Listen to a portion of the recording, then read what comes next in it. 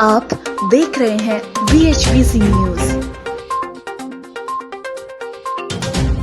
नमस्कार, स्वागत है आपका। मेरा नाम है विपिन विभाग। मेरे साथ मेरे सहयोगी सादाब रिजवी। धन्यवाद। समाजवादी पार्टी प्रमुख अखिलेश यादव ने रविवार को लखनऊ में प्रेस कॉन्फ्रेंस कर बीजेपी पर जमकर जुबानी हमला किया है। उन्होंने कहा है कि रामजी लाल सुमन ने क्या कहा, इतिहास के पन्ने सभी पलट रहे हैं और रामजी लाल सुमन जी ने इतिहास का पन्ना पलटा है। बीजेपी इतिहास का पन्ना पलट रही है और रामजी लाल सुमन जी ने जो कहा वो इतिहास का एक भाव था। अखिलेश यादव ने कहा कि सरकार ने हमारे घर को गंगा जल से धुलवाया था। शिवाजी का तिलक किसी ने क्यों नहीं किया। वहीं बीजेपी विधायक द्वारा सीएम योगी आदित्यनाथ की जगह केशव प्रसाद मौर्य को मुख्यमंत्री बनाए जाने के दावे पर कहा है कि बीजेपी में क्या चल रहा है इसकी चिंता समाजवादी पार्टी की नहीं है। यूपी को लूटा जा रहा है और मैं मजबूरी समझता हूं। गाजियाबाद कांड पर उन्होंने कहा है कि यूपी में विधायक के कपड़े फाड़े जा रहे हैं। अयोध्या में बीजेपी वालों ने जमीन पर कब्जा किया है। बीजेपी की पॉलिसी कहां है। सरकार कार्रवाई नहीं करती। आईएएस पर कार्रवाई नहीं हुई। सरकार कानून व्यवस्था पर काम नहीं कर रही है। एनकाउंटर से कानून व्यवस्था ठीक नहीं हो रही।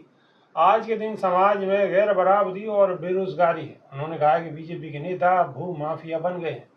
आगरा और गाजियाबाद में उन्हीं का विधायक क्या आरोप लगा रहा है। अधिकारी और सरकार मिलकर जनता को लूट रहे हैं। आईएएस गायब है, वह कहाँ है। आज के दिन हम लोग डॉक्टर राम मनोहर लोहिया को याद कर ही रहे हैं, साथ ही सुखदेव राजगुरु और भगत सिंह को भी याद कर रहे हैं। सभा प्रमुख ने कहा कि डॉक्टर राम मनोहर लोहिया ने सप्त क्रांति का आंदोलन समानता और सबको गैर बराबरी के लिए इकट्ठा करने का रास्ता बनाया था।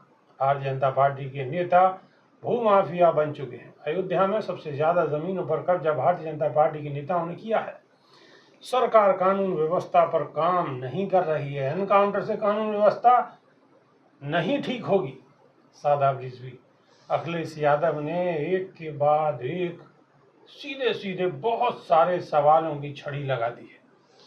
देखिए, सबसे पहले तो शहीद आज़म भगत सिंह के ऊपर खबर है और शहीद दिवस है, तो भावभीनी श्रद्धांजलि उन शहीदों को जिन्होंने फांसी के फंदे को हंसते हुए चूम लिया।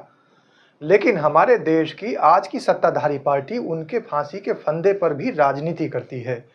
और अखिलेश यादव जो कह रहे हैं कि जब हमने घर खाली किया था, जो उनको सरकारी आवास मिला था, तो वाकई में जब उन्होंने सरकारी आवास खाली किया तो उसको धुलवाया था इन लोगों ने गंगा जल से। तो क्या अखिलेश यादव को ये लोग मुसलमान मानते हैं? सिर्फ इस वजह से गंगा जल धुलवाया गया था कि अखिलेश यादव वो सारे समाज को एक साथ लेकर राजनीति करना चाहते हैं। उनके जो मुद्दे हैं राजनीति के, उसके अंदर सबका एक समान अधिकार वो लेकर चल रहे हैं और मुस्लिमों का भी हित करते हैं, दलितों का भी हित करते हैं, बहुजन समाज का हित करते हैं। मेन तो पीडीए के हित की बात करते हैं, जिसके अंदर पिछड़ा है, अल्पसंख्यक हैं, उनके हितों की बात करते हैं। तो इस वजह से जब भारतीय जनता पार्टी की सरकार बनी तो उन्होंने वहाँ उस आवास को धुलवाया था। अब उन्होंने सवाल उठाया है, क्या उस समय शिवाजी नहीं नज़र आ रहे थे? क्यों? क्योंकि जैसे समय बदलता है, राजनीति बदलती है, मुद्दे बदल जाते हैं। उस समय गंगा जल की राजनीति चल रही थी तो घर को गंगा जल से धुलवा दिया गया था। आज की तारीख में राजनीति शिवाजी पर चल रही है, संभाजी पर चल रही है। तो इसलिए अखिलेश यादव का सवाल उठाना जायज़ है। उस समय शिवाजी को तिलक क्यों नहीं किया गया था? तिलकोत्सव मनाया जाना चाहिए था और गृह प्रवेश शिवाजी को तिलक लगाकर करना चाहिए था। एक बात।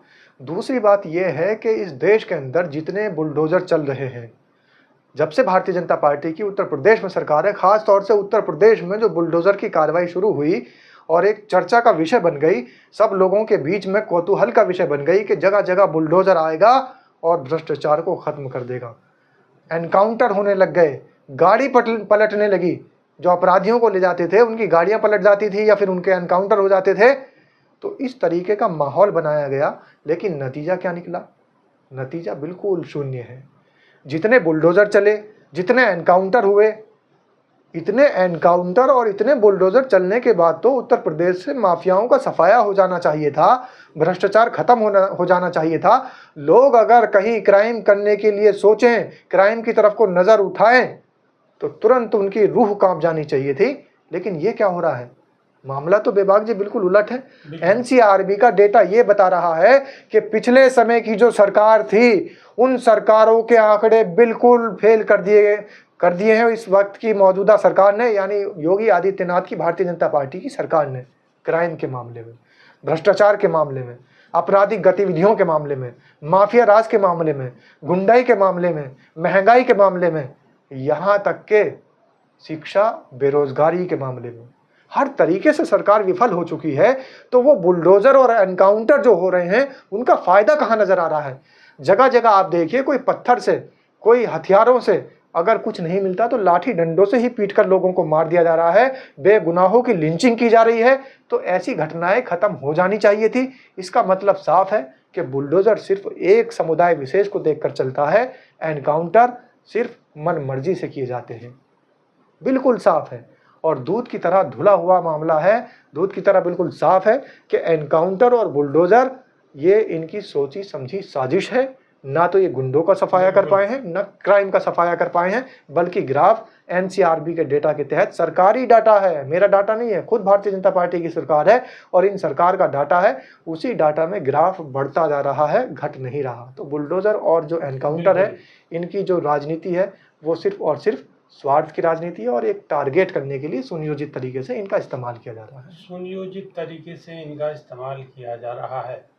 क्राइम लगातार बढ़ रहा है। आप उत्तर प्रदेश को इस वक्त और प्रदेशों के मुकाबले क्राइम में नंबर 1 पाएंगे। सुबह आप अखबार या टीवी खोलेंगे या सोशल मीडिया खोलेंगे तो आपको कहीं ना कहीं 2-4 ऐसी घटनाएं मिलेंगी जो दिल दहला देने के लिए काफ़ी है।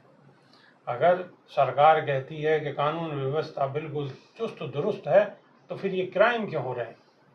अगर अधिकारी अपनी जगह सब बेहतर तरीके से कार्य कर रहे हैं तो ये क्राइमों की बाढ़ सी क्यों आई हुई है? तो कहीं ना कहीं सरकार की कथनी करनी में फ़र्क है। आप भी बेहतर तरीके से जानते होंगे तो कमेंट के माध्यम से आप अपनी राय रखिए। हमें आपकी राय का इंतज़ार है। तो अभी के लिए सिर्फ इतना ही। नई वीडियो में फिर रूबरू होंगे। बहुत बहुत शुक्रिया। नमस्कार। धन्यवाद सर। रोज की ताज़ा खबरें सुनने के लिए सब्सक्राइब करें BHPC न्यूज चैनल।